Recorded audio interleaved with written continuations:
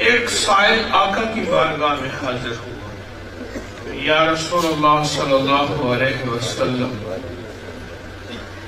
گھر میں غربت ہے، تنگ دستی ہے، فقر ہے، فاقہ ہے۔ غربت، تنگ دستی، فقر، فاقہ، اور پریشانیوں اور اپنے مسائل کے بارے میں آقا کی خدمت میں عرض کی۔ تو میرے حضور سرور کونین صلی اللہ تعالی علیہ وسلم نے فرمایا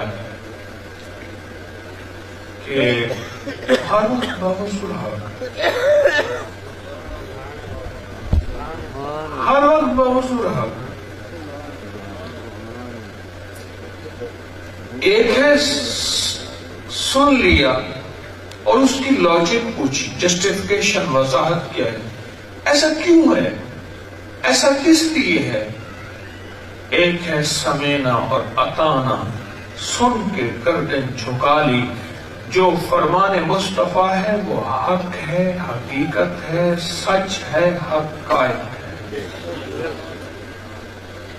انسان کی زندگی کے دو مزاج ہیں، ایک مزاج یہ ہے، ایک مزاج یہ ہے،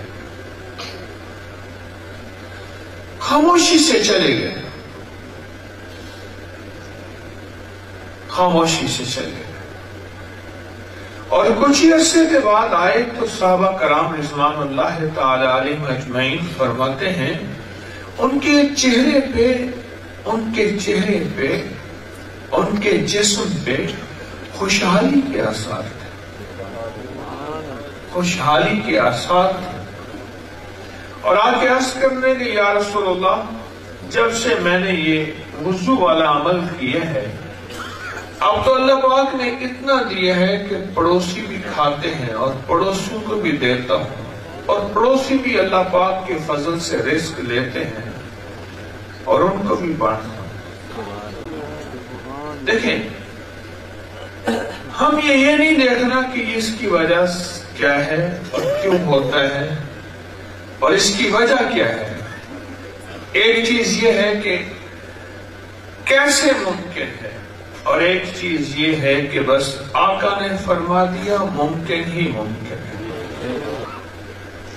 ایک اللہ والے تھے، ان سے کسی نے پوچھا آپ سارا دن ہر وقت سفر میں رہتے ہیں، لوگوں کو اللہ اللہ سکھاتے ہیں، تو آپ کماتے کیا ہیں اور کھاتے کیسے؟ سن کے خاموش ہو گئے۔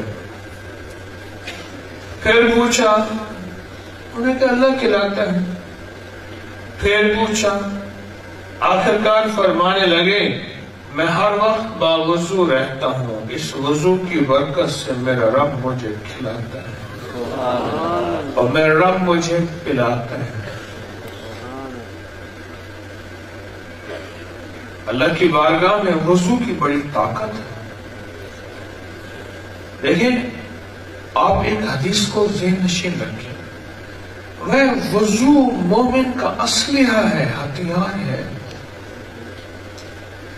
آقا نے فرما دیا کہ وضو مومن کا ہتھیار ہے،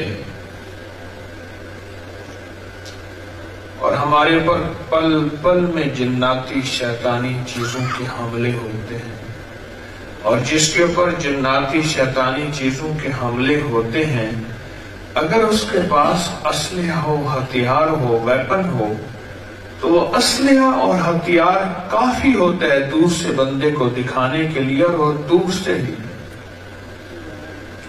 کہنے لگے یہ لاٹھی مارنے کے لیے نہیں ہوتی، صرف دور سے کتے کو دکھانے کے لیے ہوتی ہے، یا کتے نما کوئی چیز ہو اس کو دکھانے کے لیے کہ میرے پاس لاٹھی ہے۔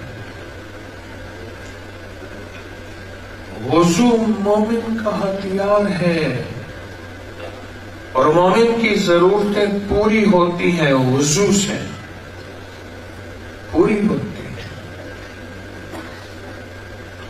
آپ دن رات لوٹتے ہیں، آپ کو علم نہیں ہے، اب تو ساری سائنس اس بات پہ آ چکی ہے، میں سائنس کا اسٹوڈنٹ ہوں، سائنس پہ بک لکھی ہے اور سائنس پہ ہی میری ریسرچ اور ڈاکٹریٹ پی ایچ ڈی ہے امریکہ سے، تو ساری دنیا سائنس میں واپس لوٹ آئی ہے۔ آپ اٹھائیں، آپ کے ہاتھ میں موبائل ہے اور ہر موبائل کے اندر نیٹ ہے۔ کیا نظر بد حق ہے؟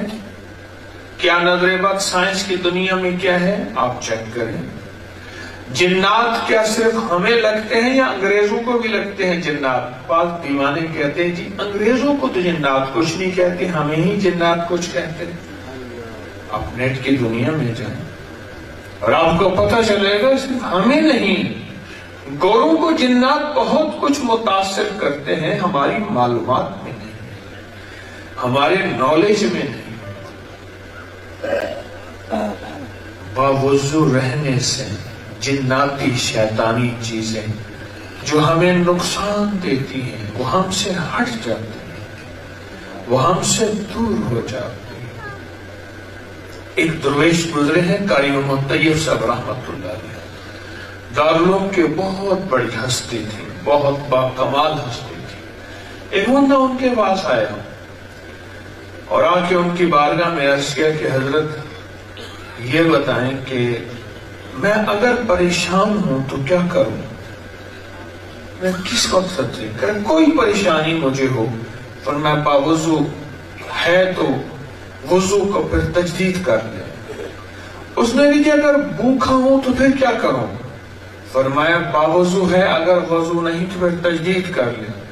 اس نے کہا اگر مجھے قرضہ اتارنا پھر کیا کروں؟ فرمایا وضو کا اہتمام کر، اور اگر بیٹے چاہیے فرمایا وضو کا اہتمام کر، رزق چاہیے وضو۔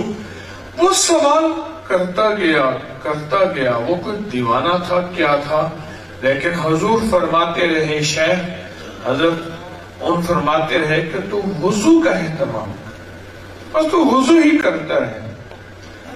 اچھا وہ جب سائل چلا گیا تو ایک بندہ ان کی خدمت میں حاضر بیٹھے تھے، حضرت آپ نے ہر سوال کا جواب اس کو وضو میں فرمایا۔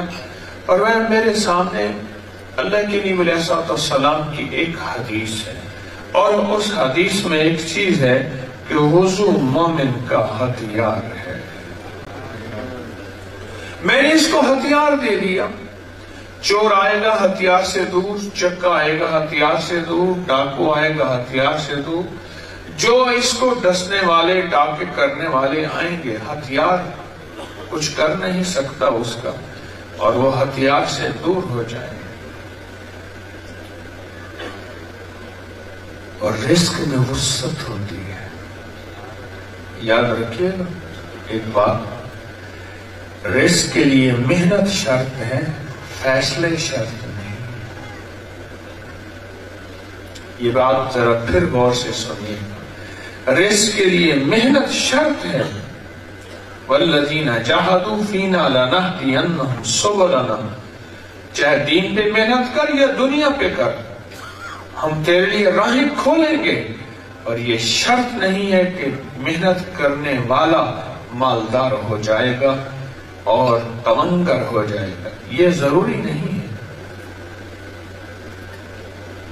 اوپر کی تقسیم ہے، ہم نے بعض کو بعض پہ فوقیت دی ہے، قرآن کہتے ہیں اوپر کا نظام ہے۔ اللہ جس کو تھوڑا دے دے، جس کو زیادہ دے دے، جس کو تمنگری دے دے، جس کو مال دے دے، جس کو عزت دے دے، جس کو وقار دے دے، یہ رزق کا نظام اوپر سے ہے۔ باوضو رہنے والا اللہ پاک کا نظام ہے۔ ایک وقت ایسا آتا ہے اللہ اس کو تمنگری اور مال اور دولت دے دیتا ہے۔